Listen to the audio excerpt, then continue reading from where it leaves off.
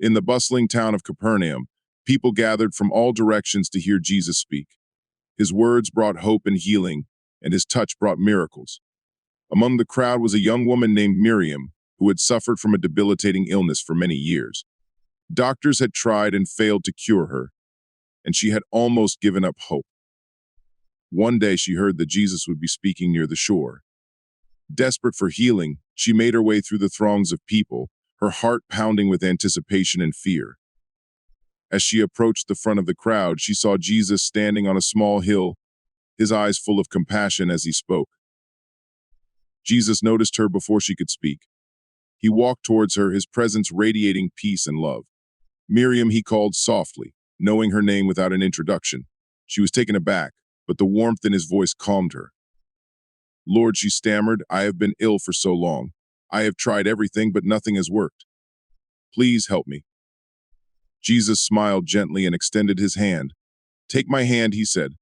His voice was soothing, like a balm to her wounded spirit. With trembling fingers, Miriam reached out and grasped his hand. The moment their hands touched, she felt a surge of warmth and strength flow through her body. Her pain disappeared, and she felt whole for the first time in years. Tears streamed down her face as she realized she had been healed. Thank you, Lord, she whispered, her voice choked with emotion. Jesus looked at her with deep compassion. Your faith has made you well, Miriam. Go in peace and be free from your suffering. Miriam nodded, her heart overflowing with gratitude. She left the crowd, feeling lighter than she had in years, her spirit renewed by the miraculous encounter. As she walked away, she heard Jesus continue to speak to the crowd. His message was simple yet profound. In your times of trouble and despair, do not be afraid to reach out to me. Take my hand and I will guide you through the storm. Trust in me, for I am with you always. The people listened, their hearts touched by his words.